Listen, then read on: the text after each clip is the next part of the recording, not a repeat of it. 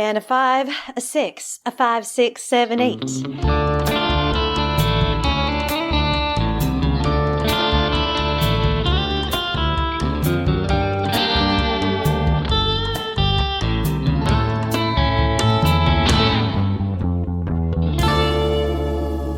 Good evening, folks, and welcome to the podcast. I'm Jade. I'm Paul. And this is Shall We Compare Thee, a remake and sequel podcast.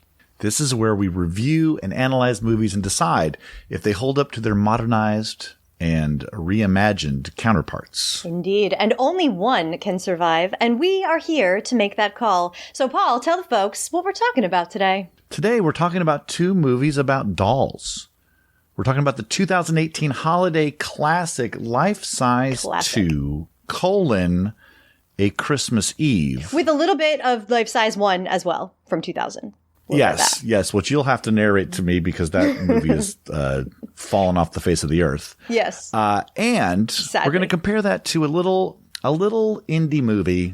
May have heard of it. You may find at your local art house cinema. A little movie called Barbie from 2023. Thank God we're talking about it because Barbie needs the publicity. I'm worried it's struggling. That's right. But before we enter the dream house, or the Mojo Dojo Casa House. Yes. Let us roll me some trailers, Paul. Hey, Barbie. Are you going to introduce us to your lady friend? Hi, new friends. I'm Eve. I'm a doll. Excuse me? If this got out, this could mean extremely weird things for our world. That's liquid butter. I love her. This would be catastrophic! I've never met a woman like you. Eve, we gotta go. Well, I want you to be my extra special friend. Closer I am to find. Closer I am to find. Your total's $12,485. Card number 123456789. Do you guys ever think about dying? Listeners, just so you're aware, if you want to skip over any sections that we're talking about here, if you want to jump right to our Barbie film review, if you want to skip over, whatever, we're going to do our best to section off in the description of this podcast with like timestamps. They might be a little offset due to ads and everything. So within like 1 to 2 minutes anyway, you'll be able to figure out what section we're in. So check the timestamps if you want to skip something. Also, this podcast will be available as a bonus episode on my Patreon as a video. So go to patreon.com/perfectlymarvelous. And if you're not familiar with my other podcast about the marvelous Mrs. Maisel and Only Murders in the Building, which is just getting started, very excited about that, which we're going to be covering. That's what the Patreon is set up for. But we here at Shall We Compare Thee, we're offering all of our episodes as video episodes as like a bonus on my Patreon. So if you would like to watch us talk about this episode, if you would like to see all my what I'm sure is to come, the crazy impersonations of Tyra Banks I'm about to do because I just can't help myself. So if you want to see all of that and see like the video clips, we're screen sharing, just go to patreon.com/perfectlymarvelous and sign up for at least a 1-month payment. And you can see videos for all kinds of podcasts. Paul and I have got our Psycho podcast, our Peter Pan and Wendy podcast, our Indiana Jones podcast is available as videos. And in addition to the Indiana Jones episode we did on Raiders versus Dial of Destiny, we have bonus Indiana Jones episodes exclusively for our patrons, reviewing all of the Indiana Jones sequels. So we did Temple of Doom, Last Crusade, and Crystal Skull. All of those podcasts are not only videos, but the podcast actually will not be available on our regular podcast feed. That is just for patrons. So if you are an indie fan, definitely check it out.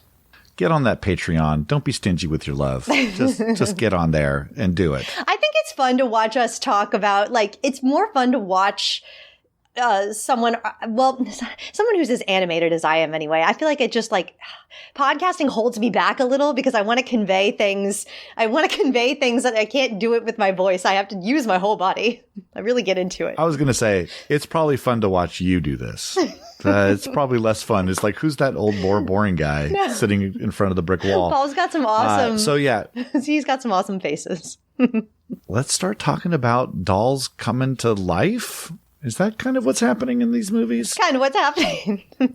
Kind of what's happening in these movies. But first, I want to ask a question, okay? Because it's just something that occurred to me before we started recording. Please. If you were to be a Barbie, what Barbie would you be? Listeners, play along at home.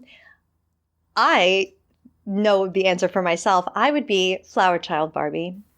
Peace and love Barbie. Flower Child Barbie. Hippie Barbie, whatever you want to. Yes, I would. That would be my Barbie, 100%. And I think I have an idea for Paul. But Paul, what do you think what Barbie would you be? Oh, no, I have not thought of this. So please tell me your idea for me. Okay. I'm very curious. Paul would be Quiz Me Barbie. With the funky, hipster, collared shirt, kind of baggy ripped jeans and Converse, a little bit looking like kind of a skateboarder with some thick black rimmed nerd glasses, but she would be a cool nerd, and she would have fun trivia facts. And she would when she speaks, when you press her stomach and she would ask you different trivia questions. When was Barbie first invented? What's Barbie's birthday? Boy, you are getting ahead of yourself because I have for you a Barbie quiz. Oh, that's right. Let's take that right now. Well, you kind of already answered this question. More or less than 60 years. How long has the Barbie doll been around? Since March 9th, 1959. One day after my birthday, only not obviously the same year, but I was born March 8th and Barbie March 9th. I just love that fact.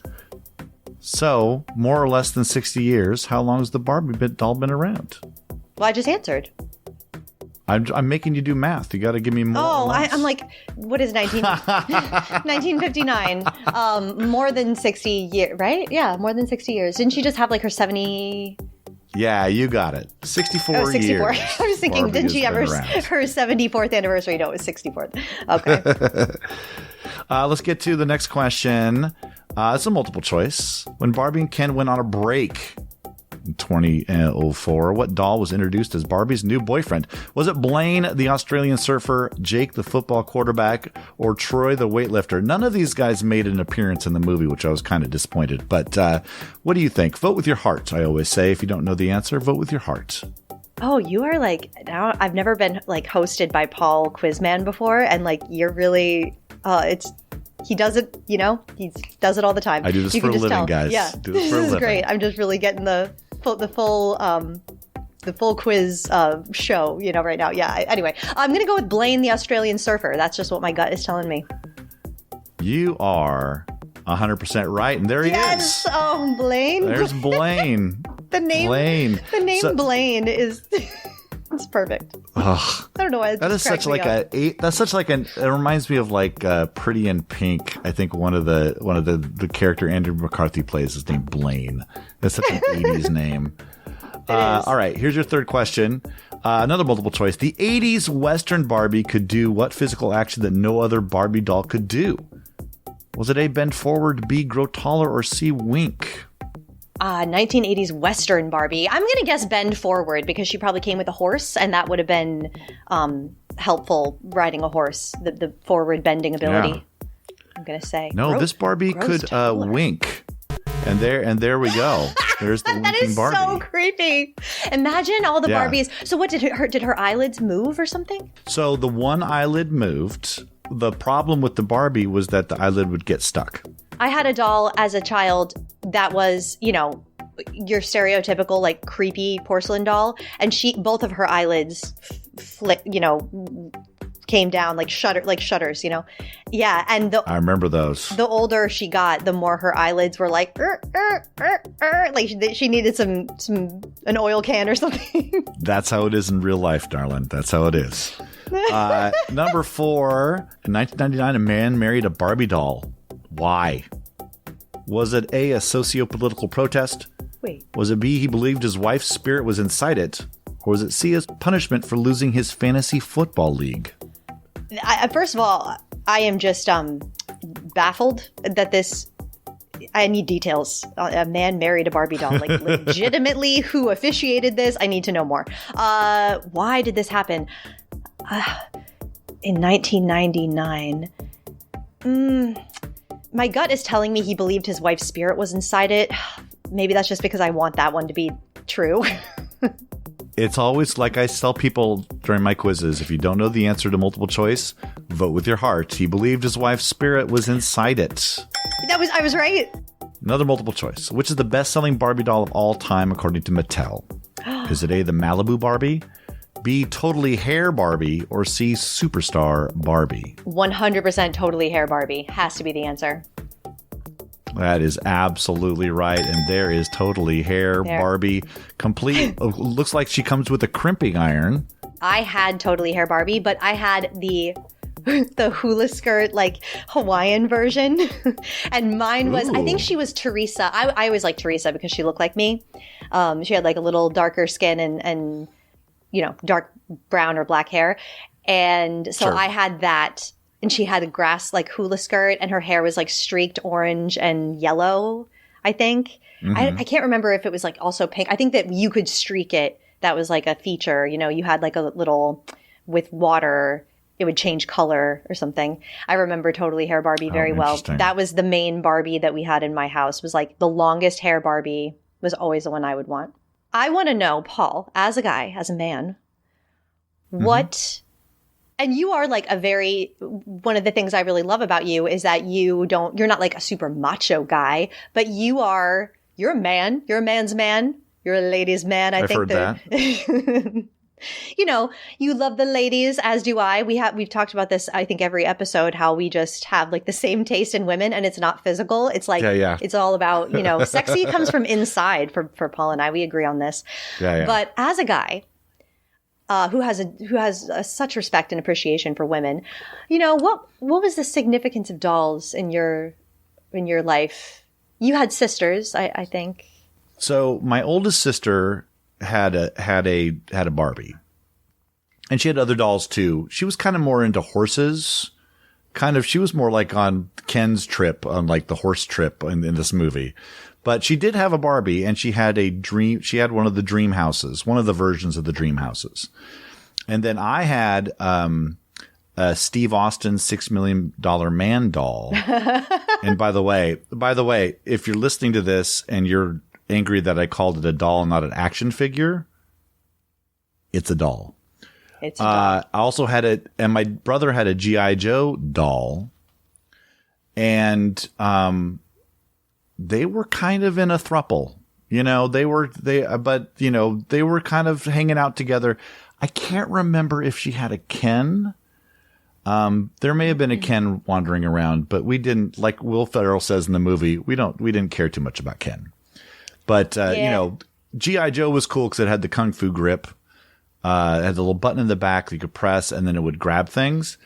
And then the $6 Million Man doll had an eye that you could look through the back, and it was a magnifying glass because he had a bionic eye. Oh, that's cool. So we had the dream house.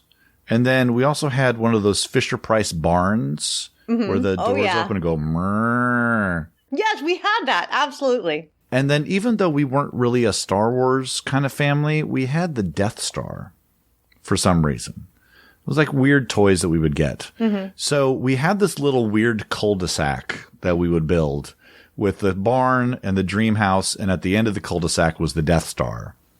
So every once in a while, Barbie would end up in the barn, or G.I. Joe would end up in the trash compactor in the Death Star. And there was things like that. So that was kind of it. I was probably more into puppets back then. Did a lot of puppetry, stuff like that. I was that kind of kid. Absolutely. I was, oh my gosh. Yeah. Okay. I had a whole puppet, like proper setup. It was like one of those, Punch and Judy kind of, oh yeah. Those little like booths that you see when you see it. My dad made me one of those. Yeah. My dad did too. Oh my God. Stop it. So mine hung from the door. We would like hang it up, and we would have puppet shows weekly, bi-weekly. My dad was such a playful dad. He would put on puppet shows for my birthday, for slumber parties, for all my friends. And he would act out all these different characters. And I was in heaven being like, isn't my dad cool? Like, look at my dad does this. No other dad would do anything like that. Yeah. My dad loved puppets, and he is a huge, huge reason that I'm an actor. He would, and I would direct him. I would say, now make him do this. Now make him do that. And I would like write the script and give it to him, So I was like kind of a weird kid. in that way. But I gotta say, so when I saw that there was a doll come to life movie with my girl Lindsay Lohan, and here on this podcast, do not get it twisted, we stan Lindsay Lohan, okay? We love Lindsay. Is she a great actress? Hell no, but we love Lindsay. I support Lindsay to the end. Go Lindsay. When she says we, she may not mean me. Oh, but, no, Paul, don't know. Say it ain't so. No, don't. I have no qualms with Lindsay Lohan, but I don't stan her. Okay. All right. Fair. I mean, everyone's entitled to their opinion. I'm so glad about that. Yeah, isn't it nice that I allow things like opinions? I allow it. It's fine. You're not going to direct me like your dolls. You're going to be like, no, you have to like Lindsay Lohan now. Like her. I mean, I would prefer if you did, but no, it's like I just have an attachment to Lindsay. If you did. Yeah, it'd be a lot cooler. Come on, all the cool kids are doing it. Love Lindsay. No, I just grew up with her, and I feel like I, have a lot in common with Lindsay. We both had crazy experiences in our lives where we made some not so great choices, and then we got our shit together, and now we are totally different people. So go Lindsay and I. Go us. Yeah. I have nothing against Lindsay Lohan. I do have something against not being able to see the original life size. What the hell? Why has this movie fallen off the face of the earth? You would think at this moment, this would be the time to bring it back. You would think that just by nature of the fact that they have a sequel that they're trying to sell, right. I'm guessing, because you're only allowed to buy this film for either $3.99 or $5.99. You cannot rent it. You have to buy it. We now own it. We are now the proud owners of Life Size 2. I splurged for the HD version because why not? I bought the SD because I had already seen this once before when it was available to stream for free. I saw it the year it came out, and I remembered thinking to myself, whew, glad that was free. And so when I realized that I couldn't rent it for like $1, I had to buy it. I'm like, well, I really don't care. SD is just fine for me. I'll get the gist. Is the first one that much better? Hell yes! Paul, I wish you could see the first film just for the simple fact that I promise you, there was a time when Tyra Banks was not batshit out of her mind insane with her acting. There was a time when she was, dare I say, good, okay to watch, entertaining. Okay. The difference between just Tyra Banks's acting from the first film to the second film is mind-boggling to me. Wow. Mind-boggling. Because she's not an actor, I kind of hesitate to blame her because she was going all in. And for that, I say, hey, go Tyra. She went at least she went for it.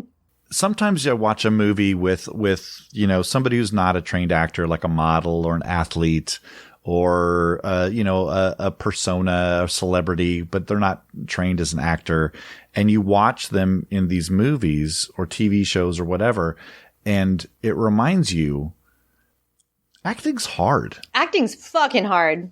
To be natural, even when you're playing an unnatural character, is really hard to do. Yeah. And I was thinking about Elf a lot with that movie. Right. A, because it's Christmas time, and B, it's another one of those, fish out of water, doesn't understand things, eating everything in sight sort of characters. Mm-hmm.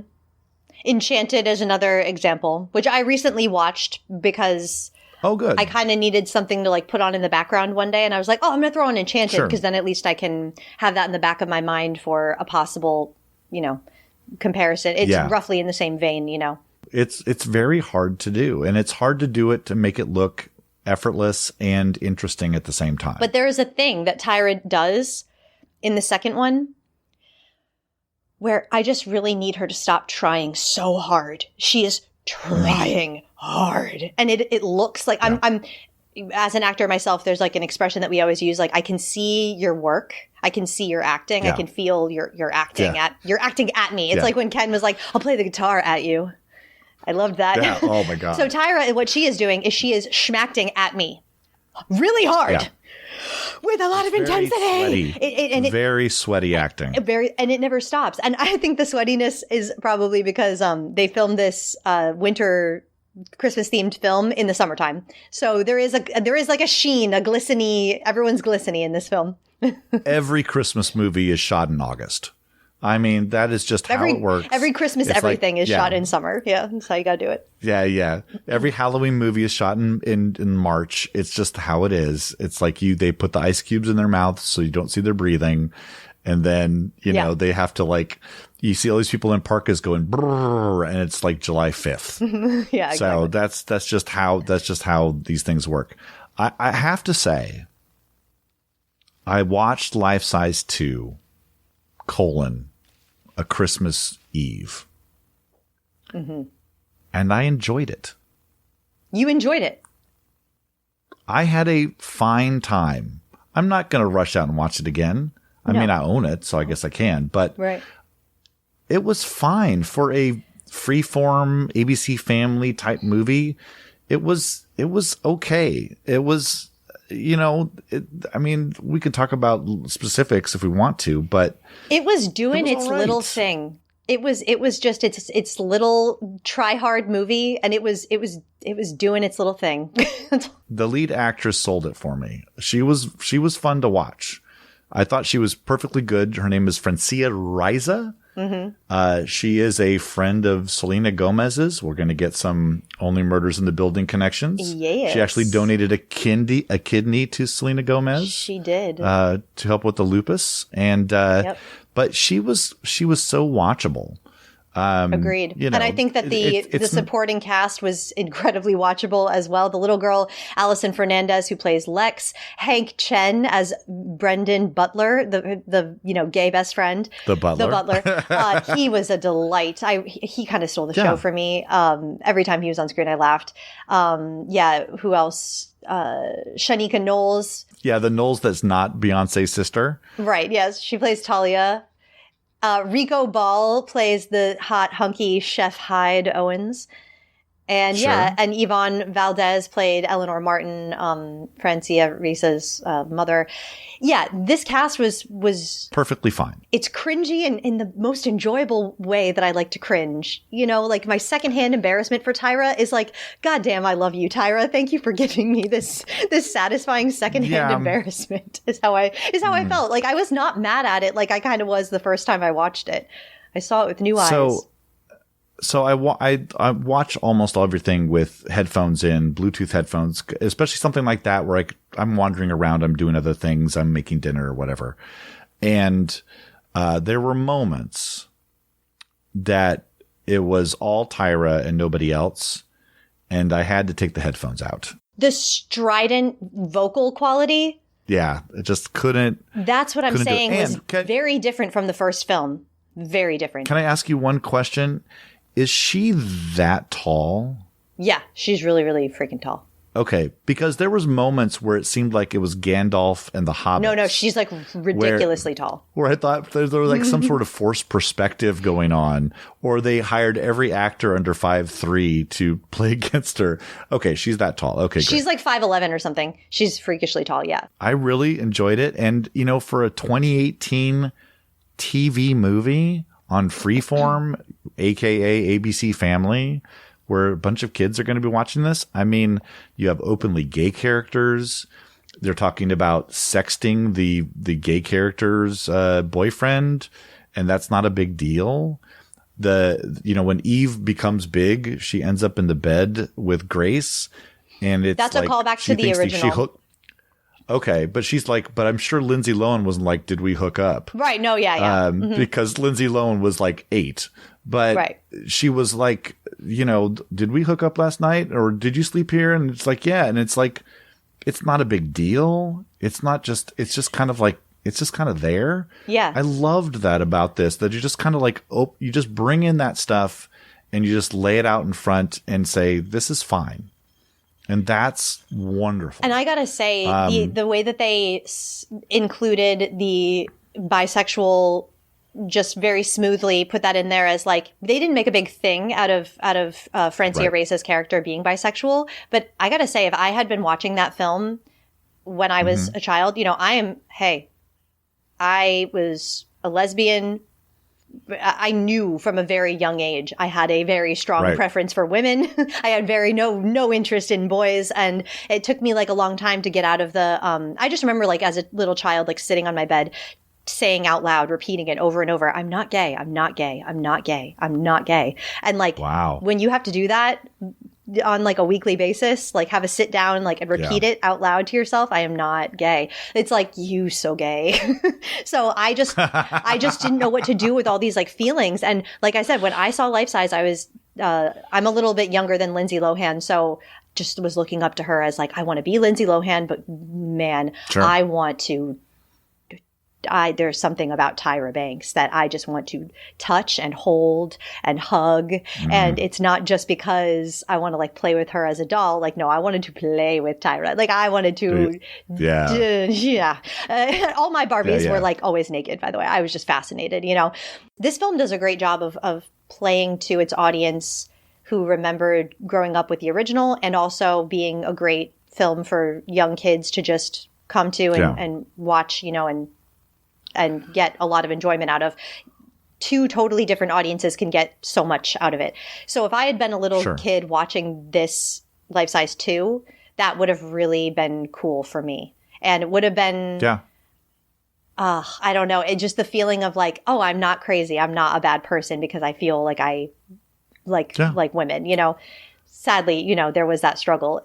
Even though I grew up in a time when like that was starting to really change and it was much more okay to be gay by the time I got into high school and everything, there was still, you know, I was one of like 2 lesbians in my high school. So it wasn't what it is, you know, today. So that was cool. Okay, I'm going to start with the French toast. Okay. And then the chicken and waffles. And after that, I'm going to have the frittata. That's fun to say. Frittata. Frittata. Ta-ta-ta. And then I'm gonna do the hoe cakes and the hush puppies. Hush puppies. Puppies. Did she just bark? Is that all? Oh, heck no. Just getting started. Okay, also do the biscuits and gravy. A lot of gravy. Lot of gravy. Oh, and do you have butter? Yeah, we have butter. Okay, so all right. I just got to say before we get into the the eating butter thing. So this butter callback, you know, is like it's a callback from the first film. Okay, that's what I was going to ask. In the first film, the way that they did it was very funny. You know, Tyra's eating real food for the first time. They're at like an Italian restaurant, and she just like she's offered, you know, Italian like bread that they bring to the table, and this level of callback is. The writers of this film, Stephanie Moore, Cameron Fay, Stacey Harmon, everything that is not great about this, I blame you. I blame you, writers. And Stephen K. Tushita, he's the director. I don't so much blame him because I think that this movie actually is directed pretty well. The cinematography and everything I think is fine. It's not like amazing, but it's TV. It's TV. Yeah. I think that you know, it's better. It's above average, I would say, but it's not like amazing. But no, the writers are the people that I take issue with, because this Tyra in Life Size 2 is, I mean, like a infant, like a toddler. This is why I had to take the headphones out.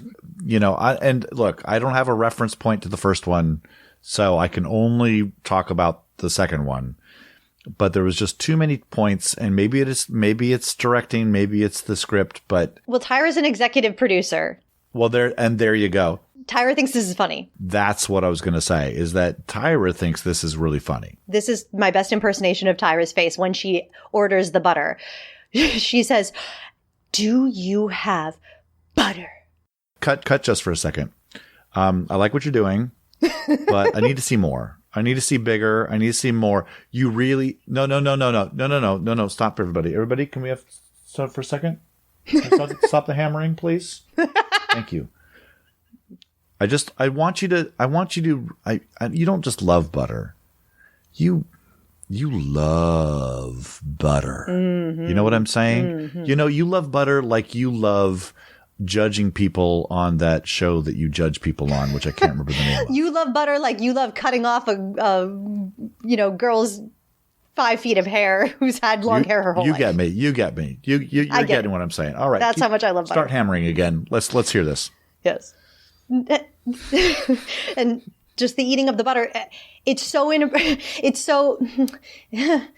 It's porn. I'm sorry. It's butter porn. There's no other way I can say this. It's out of my hands. It's what it is, guys. Oh. This is, okay. I'm not going to beat the dead horse. I'm not going to. No, that's all right. No, that's all right. I just have something. I got to write that down to Google that later. Butter porn. Yeah, it's there. There it is. If you want some butter porn, guys. I couldn't believe how far they took that butter. That was the only part where I just was like, please stop. Please stop, Tyra. No. I knew from the way that they were belaboring that whole point that I was like, this is a callback, right? This is something that this is like almost like fan service. Like, oh, she was like, look, 18 years ago when people saw this movie, they loved the butter bit. We got to go further with the butter bit. We can't just do butter a little bit. We got to go butter all the way. We got to drink it. We got to eat it. We got to make love to it. I was thinking about all the moments where she's like eating butter and then it's like take 40 and she still has to shove butter in her mouth. It's just so extra. I'm not, like I said, I'm not going to belabor the point, but when she like holds up the butter stick and she just like, I mean, okay, I'm sorry. I'm not going to do it. It's it's baffling. that was the only part that I was just like, stop. Shining bright, shining far. Don't be shy. Be a star. Where you living, wherever you are. Be a star. Shining bright, shining far. Don't be shy. Be a star. Where you living, wherever you are. Be a Change that channel and I will shank you. Shining bright, shining far. Don't be shy. Be a star. I was like, why? Why are we doing? No, please stop it. It's so bad, but it's so good. I don't know how to explain it. So that's how I feel. I'm going to end this segment, though, with a big question for you. Yeah. Tyra Banks is starting to talk about Life Size 3. Yes, she is. I'm here for it. Bring it on. I would love to see it. When it comes out, we will do a special episode. If and when it comes out, we will do a special episode dedicated to Life Size 3. And maybe by that time, they will have re-released the first Life Size movie. So I have something to, because now it's like, if you're saying that Life Size, the original, is so much better than Life Size 2, then I need to see the franchise. I need to see the progression. panic. I'm scared. Nauseous. K. Death. That's my Barbie. Go Barbie. Go Barbie. That's my Barbie. Oh, girl, you okay? Well, how was your theater experience with this one? You know, we're new coming back to the movies. I don't really have too much exciting to say about my theater experience. You know, it was a Brooklyn theater, a lot of hipsters, a lot of pink. It was fun, a lot of laughter. Yeah. The whole theater seemed to be, on board. It was 100% packed. I got the last seat that wasn't in the very first row. So, it's making money. Oh, wow. But I'm more interested to hear about your theater experience, your theatrical viewing experience as a guy. How was that? I saw it at a little art house theater here in Tacoma called The Grand, about 100-seat theater, on a Sunday morning. Free coffee. They got the memo. They have my business for forever and ever. Amen. Because free coffee is two words that I love. Way to Paul's heart. There was maybe about 50, 60 people in there. I think I was one of 4 guys. Not wearing I was definitely the only bright pink. Right. And I was definitely the only guy by himself. I sat in the back row and thoroughly enjoyed myself. We will get into all the messaging and what all that stuff is, but let me tell you something. This is a well-directed, well-acted, well-thought-out, funny, entertaining movie. And it is so good to see a comedy musical that has some thought into it. That is not just, this could have been there've been toy movies before. I mean, there was the Lego movie not too long ago. I mean, I'm talking about like existing toy properties, not like Toy Story, which kind of makes up Buzz and Woody and stuff like that, even though are some toys in there. But it's not Transformers, and it's not G.I. Joe, and it's not anything like that. And I think the interesting thing about it is, like Transformers and G.I. Joe come from cartoons, and they have this personality that's kind of built in. Barbie doesn't really have a personality built in. She is kind of, like you were saying before, kind of a blank slate. She was presented as this teen model when she first came out, but there was nothing else to her. Yeah, she's like a blank slate, really, to project anything you want onto her. And that's like kind of much more the vibe that Tyra was giving in the first film, for example. She really did play, she played a doll much more like Margot Robbie played Barbie, where she just kind of was. She just let herself be. The way you talk about that first movie, I really hope that they re-release it. I know, I do too. Or at least someone puts a bad rip of it on like Vimeo or something. Like, give me something. Yeah, because Lindsay Lohan was a very charming child actor. Yeah. And, and knowing that Tyra was doing a little less. A whole lot less. She just was being, like I said, like Margot Robbie. And really with the success of this movie, I mean, $180 million in the opening weekend. I mean, and it's like between that and Oppenheimer, which is another, I know it's about a person, but it's another original movie. This is like the fourth biggest opening weekend ever. Yeah. For two movies. And that does my heart good. Before we get off of the train track that we were on, like what we were saying about Barbie as a blank slate and everything, I think just to briefly talk about like Barbie Life in the Dream House, because we did watch a little bit of that. Oh. That's a good example. Clip. Yes, I would love to share the clip because there's something that happens, listeners, in the first episode of Barbie Life in the Dream House that was, when I saw this, I was just like, Paul, we need to stop everything. You need to watch the first episode of Barbie Life in the Dream House, please. There is something in there that is truly like a gift from God for us. If there was ever any doubt as to whether or not we should go ahead and, push Barbie to the top of our list as far as what we're going to review next, I'm like, this is the sign that we needed. So here is the sign right here. Yeah. Dollhouse!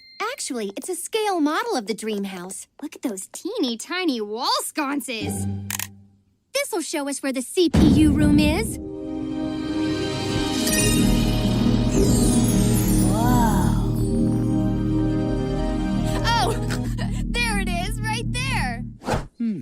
There must be a weakness in the dream house. What about the thermal exhaust port? A precise hit on it could set off a chain reaction. Yes, but we'll need proton torpedoes. Of course. What's a proton torpedo?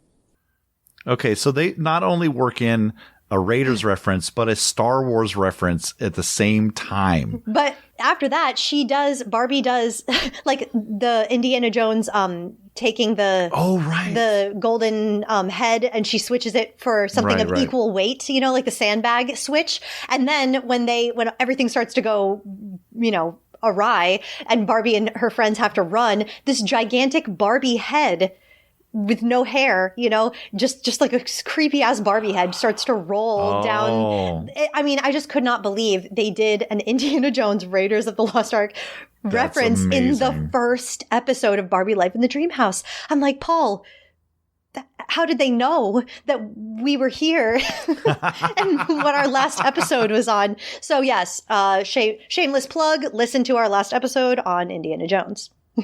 You know how they knew? How did they know? They have the dial of destiny. Yeah, clearly. Not surprising. Yeah. They get it. They have everything in Hollywood. We have to do one more little clip here because of cross-referencing now with Jade's Only Murders in the Building podcast. Let's go into Barbie. What's it called? Barbie and the Princess and the Pauper? Barbie, Princess and the Pauper, yes. This was this 2004 or 2006 film. The villain is played by Martin Short, who is in Only Murders in the Building. And I gotta say, he really, really made this film a delight. It's a temporary setback. It's a momentary loss. But conveniently, my ego doesn't bruise. And the moment that I get back, I will show them who's the boss. You can bet your bullion there'll be no I do's. Yes, suppose the girl goes missing, so the king says au revoir. Then I find her, bring her back, and make the news. Then the queen will be so grateful that she'll pledge the girl to moi, and I'll humbly tell her, how could I refuse? Yeah. When our ceremony's over, I will rise and take the throne, and that nitwit Annalise can kiss my shoes. For the kingdom and the castle will be mine and mine alone. If the crown should fit, then how can I refuse? So get ready when the roses and stand by with the champagne. When you've got a brilliant plan, you never lose. Yes, before the spectacle, there'll be bigger serenade. It's a thankless job, but how can I refuse? How can I refuse?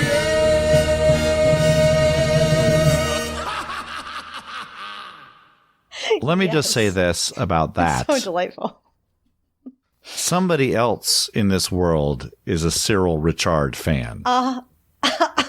He is pulling some sweet Captain Hook vibes in that song. I loved it. I love me a villain. With a little bit of that singing, speaking thing, and then getting into the big moments. Like, I think even the filmmakers watched Cyril Richard. Oh, they must have. I mean, they knew. Modeled that out. It is high camp, it was so and great. It is fucking fabulous. Yes. Yeah, there's a reason that Barbie Princess and the Pauper has such a good rap, and the reason is Martin Short. It's fabulous. Well, and it's great that there are these versions of Barbie out there. I mean, there's the whole vlog out there where they're talking about racism, and they're talking about depression, and they're talking to young people, and it's so cool that they've turned this, again, a tabula rasa, blank slate character. And sometimes she's a teenager, and sometimes she's a fashion model, and sometimes she's older, and sometimes she's not. But it can kind of be whatever. And this is what the point of this movie is making, especially at the beginning, is she can be whatever her owner wants her to be. If the person playing with her wants her to be a doctor, she's a doctor. If she wants to be an astronaut, she's an astronaut. If she wants to be just a person, she's just a person. If she wants to be evil, she can be evil. The thing that I would always just go back to critique about Barbie, which I think the 2023 film kind of totally addresses, is the fact that Barbie is just perfect, and perfect is boring. That would be my only real criticism of the blank slate Barbie that we get, because yes, she is a blank slate, not completely blank. There is the whole aspect of, oh yeah, and she's perfect. And every Barbie property, every Barbie film, the Barbie in the Dream House, it all does really stick with that. Stereotypical Barbie is always perfect. She is always flawless. She is always the sweetest, the nicest. She doesn't have anything wrong with her. Except when her owner is having other thoughts. Yeah, right. Right. And that's the thing. It's they're all perfect until the owner is not perfect. And in this movie, stereotypical Barbie has an owner who's thinking about death, who's worried about cellulite, who's, all of a sudden she's got the flat feet. Perfect Barbie has gone away. I think that's a very interesting moment where it's that owner is, even though she owned it a long time ago, is imprinting back on this Barbie, and she needs to go figure out why. Yeah, right. That's a little different from the Eve doll. Eve is never really affected. She just wants to help her owner, in Lindsay Lohan, or this more I guess CEO boss girl who owns her, she's going through hard times. So yeah, the doll always kind of comes to the rescue. But in Barbie 2023, yeah, Barbie is kind of coming to the rescue. But I really do like the added layer of the fact that she is also being affected. They had this kind of story going that they didn't over-explain. They never really over-explain, which I appreciate. But for whatever reason, very good. The psyche of Barbie and her owner are like merging. What is it like? Yeah. And ne'er the two shall cross in twain or something like that. And she's like, and so what's happening now? We're crossing in twain? Like that was funny. and I kind of stopped to be like, wait, what's happening? Oh, wait, it really doesn't matter. Like stories moving forward. So, move it along. Yeah. I liked that they did not, I think a big issue with a lot of stuff that is remade or reinvented is that they are trying to answer too many questions. And what it does is it just opens up more plot holes and opens up more questions. We have talked about this before. It's like, don't over-explain. Yeah, simple. We're in fantasy world, Yeah. This world is set up, the life-size movies are about magic. There's a magic incantation that brings Eve to life. In this, it's just understood that there's a Barbie land and there's a real world. And even the CEOs at Mattel know there's a Barbie land. And it's like, they just don't cross over. Accept it. That's just the pact that we made in the universe, that's how this works. There, I think, is some other things that did get a little over-analyzing, a little over-criticizing, a little of it became overwhelming. And so if I were to just put my like general thought on the Barbie film before we get into details, I was left with a little bit of an unclear conclusion that I felt like they're making so many arguments that they were almost canceling themselves out at times, and a little bit more streamlining of agendas. Like we got men versus women, people versus corporations, women versus corporations, Gen X versus Gen Z. All of it's peppered with political commentary, LGBTQIA commentary, just relentless winks and nods along the way and references to big, huge Hollywood, great, legendary films, and all of this is tongue in cheek and it's just pithy as fuck, all very smart humor, but it's almost like eating too much of my favorite food.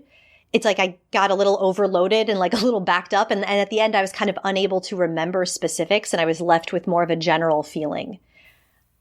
Oh, I had the total opposite feeling. Interesting. Okay. I thought it was as even-handed as it could be. The population in this country is mostly women, not by much. It's like 50.5% to 49.5%, but women are the majority. Last year, there were 33% of the top 100 movies had a female protagonist. That's a third of the movies. Wow.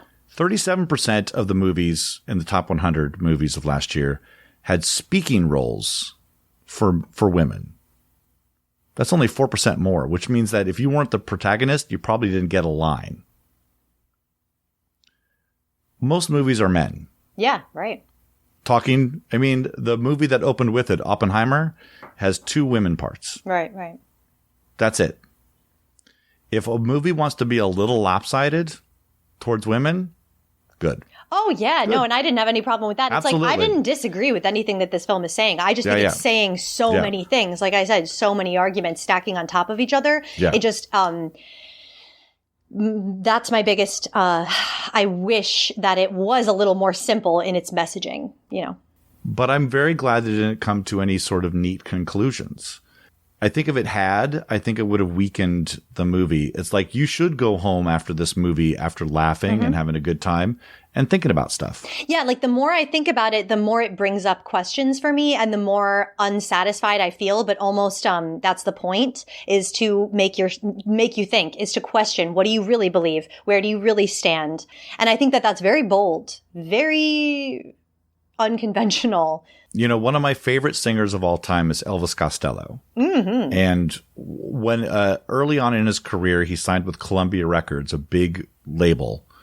And people were asking him like, well, you're kind of a punk rock new wave guy. Why are you signing with this big label? And he said, I got to corrupt from the inside. I can't change things from the outside. I can't be pounding on the walls trying to get in. Yeah. You got to be in the system. Greta Gerwig and Margot Robbie, Margot Robbie is the one who brought this movie together. She brought Gerwig in. Mm-hmm. It's her production company. It's her working with Mattel. They're going inside the corporate structure to try to change things from the inside out, because you can't do it the other way. And to make a big, glossy, well acted, well thought out movie that also has something to say and has a lot of things to say. I mean, I agree. I agree. They are hitting on a whole bunch of stuff. And, you know, in an under 2-hour movie, you're hitting on a whole lot of themes, but no one else is doing it. Like I'm saying, I don't disagree with anything this film is saying at all. It's women are just better, right? But you know, women are better. But like, hey, did I say like, you know, women are better? And oh yeah, women are better, and women are better, and women are better, and after just like so many of those jokes over and over, it felt a little bit like, okay, the horse is dead. You don't have to beat it. It's okay. Yes, women are better. We all know this. You know, like, let's move on. But at the same time, I can't say that I wanted it to move on because, hey, I agree. And it's not that I think women are just better. That is like it's a generalization. I'm kind of joking when I say this. And a lot of this is satire. This is a satire movie. And I think a lot of people are missing that point, that it's fucking satire. And as a straight man, I never felt that this movie was putting me down. Good. Okay. I good. never felt this movie was telling me that women are better. I did not get that message. I you know, the big monologue that America Ferrera has, only mentions men twice in the whole monologue. Yeah. I mean, it's just a couple of mentions, but it's the dichotomy that she's talking about, the paradox that women go through. Men go through it too, just in a different way. I didn't feel preached to. I didn't feel belittled at all. Good, because I think that it could very easily be seen as segregating to men and like othering to men. And I think that when you are not reading this as satire, that you could take it a little too literally. Only to men who have other issues.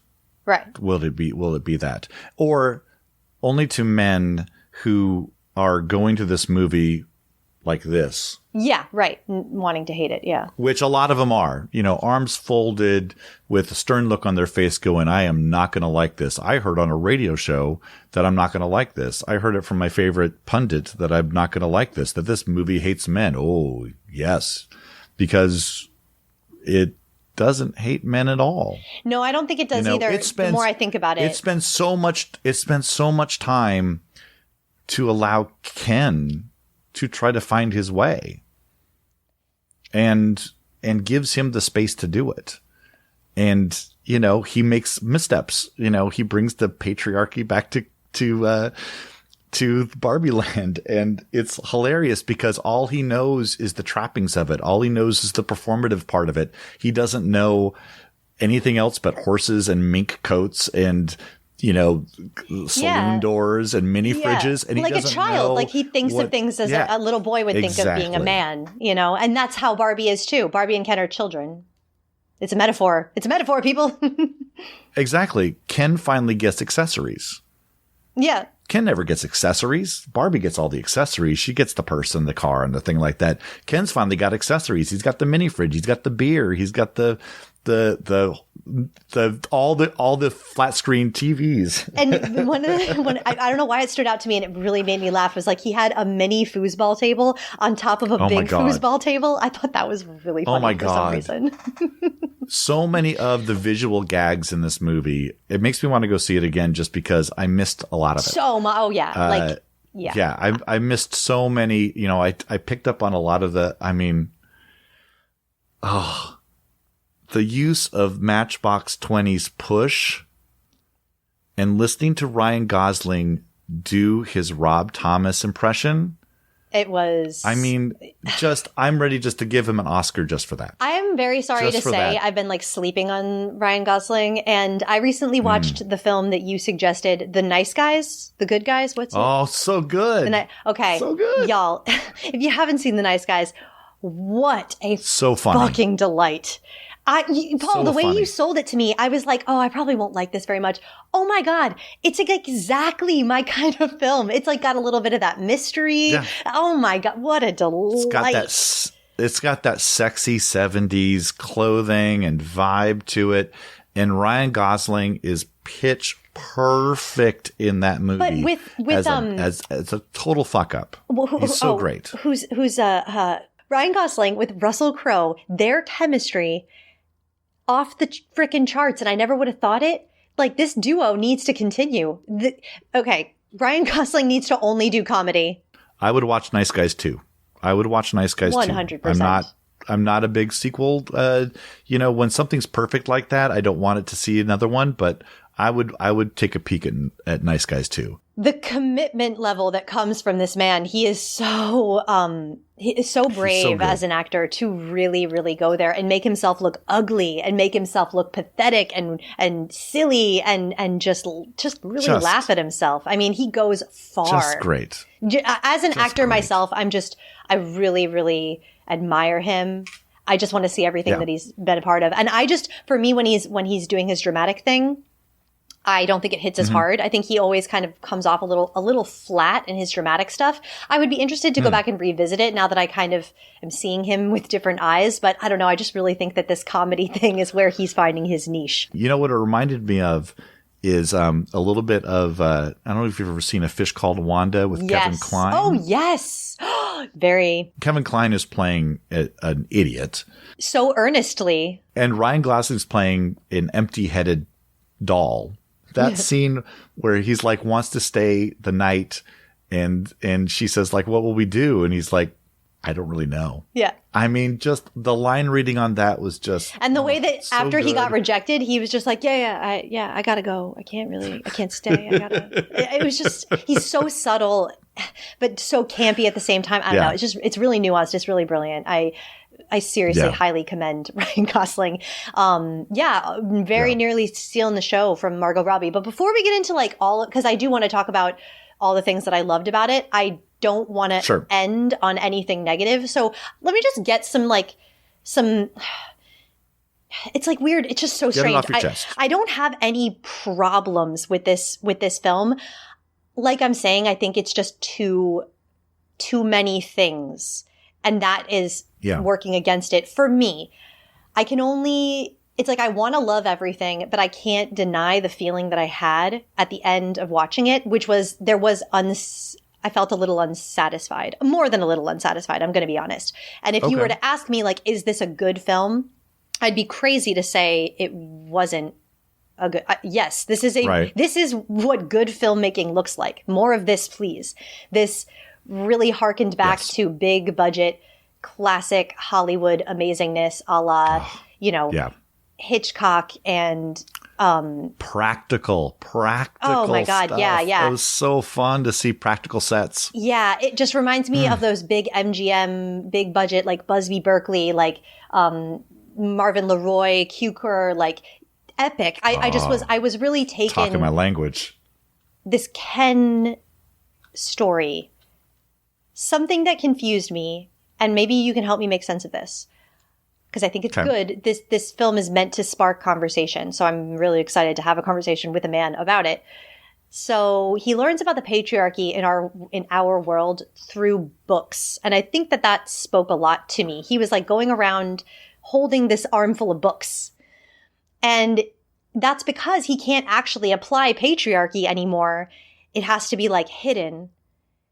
Yet he still wants to go to Barbie Land and relay all of this knowledge about the patriarchy that he's learned. I was wondering why, because it would be one thing if this film were set in the 60s, the 50s or 60s, around the time when Barbie was invented, when these arguments about patriarchy were more valid. I felt like the film, and like I said, it's satire, so I don't think we should take it one-to-one completely literally, but the fact that it was set in modern time California, that is a fact of the film. It is modern time California. And they showed that he was running into problems where people were like, well, the patriarchy isn't really a thing, but it's totally still a thing. We just have to kind of keep it on the DL. And that's true, yes. But because of that, it just made me wonder, well, why does he think it's going to work so well when all he has are history books to prove so? That run-in that he has with, the busy businessman where he's like, I guess the patriarchy isn't really working. He's like, no, it's working. It's totally great. working. Yeah. We just don't talk about it. That is the point. It's that soft surrender. The women aren't burning their bras and they're not out in the streets with now signs and stuff like that. But that doesn't mean it's fixed. You know, there was a great quote once from Ruth Bader Ginsburg, who was asked how many women she thought should be on the Supreme Court. And she said 9. And the interviewer was like, do you really think there should be 9 women? And she's like, there's been 9 men and no one's ever complained. Why shouldn't there be 9 women?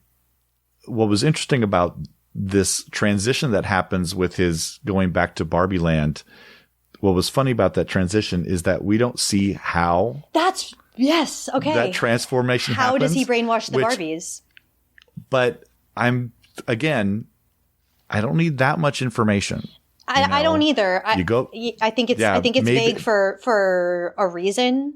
About the weakest part of this movie for me was when they were using parts of America Ferrera's, rouse the troops speech as a way to unbrainwash the Barbies.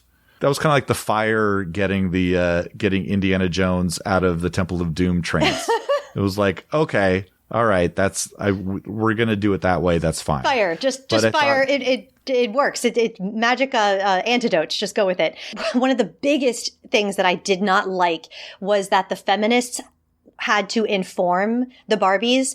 Actually, we're going to let you know that you're not happy. You're actually miserable. Just so you know.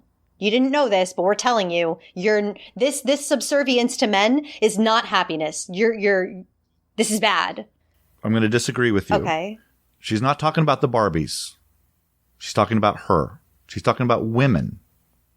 No, I know. The Barbies. I know. And like I'm saying, I know that this is satire and I know that this should not be taken literally, but the way the film presents, it's very easy to forget that. Because like I'm saying, I feel like the voice of it is unclear and like the standpoint gets easily lost. I'm aware that it is satire. I know that they're sending all this stuff up, but I couldn't help but like have this unsatisfied feeling. I would have rather, just for me, if you're going to take this as an allegory for the way that history has happened, only you're going to displace women with Kens. So Kens are experiencing the women's journey, in all of this. And then you're going to reverse it and you're going to play out the patriarchy. I would have rather seen how it really was in history where women were unsatisfied being subservient to men, where women didn't enjoy just bringing guys their brewskis. But these women actually did seem to enjoy it. So I was like... Right, because they're not women.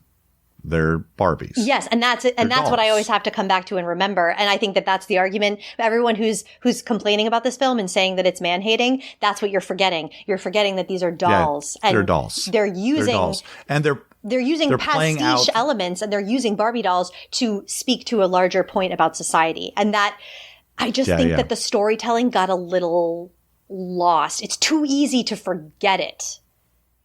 Yeah. You know what I'm saying? Well, it's too easy to forget it because we tend to think of dolls as kind of homogenous. And the fact that we see all these different Barbies, we see all these different Kens, we don't think of them as, when we see them on the shelves in the store, it's Barbie, Barbie, Barbie, Barbie, Barbie, Barbie, and they're kind of look the same. And this one, we've got all different shapes and sizes and races of Barbies. We have all shapes and sizes and races of Kens. We've got an Alan. We've got a Midge. We've got, a dog that poops pellets. And see, that's what I'm saying. All also, these sort of things. Those Midges and Alan things, like that was satire and people are very Midge, justice for Midge. Pregnant women are just fine. Like, what are you saying? Pregnant women are bad. No, it is satire, y'all. Like, I think that people are taking this too literally, I think if you approach this movie as a fable. Yes. You have a narrator. Helen Mirren's, usually I'm a big believer in cut the narration out and you're going to be better. In this particular case, it's a fable. She's telling this story and, lots of fourth wall breaking in this movie, which is also something I don't usually like, but it's delightful in this moment because it reminds you that we're telling a fable. We've got fake maps of the real world. We got fake maps of the Barbie land. We've got this, every time they have to travel to the real world, it's like these weird, landscapes of construction paper and glue. And you're getting a fairy tale or a fable out of this. You're not getting reality. And I can understand how some folks will get confused. Like, I get that because they're not used to watching this. Another thing that I was left feeling unsatisfied was like the resolution for Ken. I felt that they could have gone further with Ken's ending to unite the two sides. I felt like the segregation, we were left with Ken's saying, we want to be appreciated. We want to have our autonomy.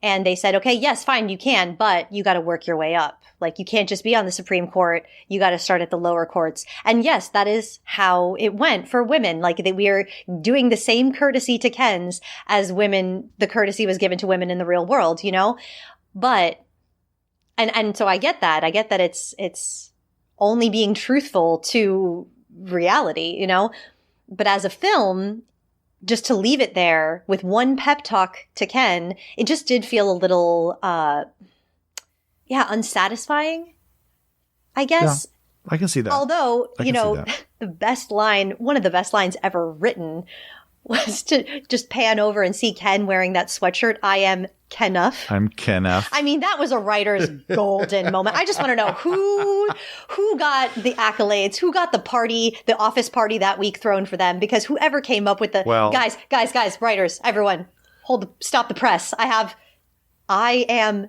Kenuff. I mean, what? Right. Like, the applause. I just think it's brilliant. So I want that sweatshirt. I read somewhere that I love a pun.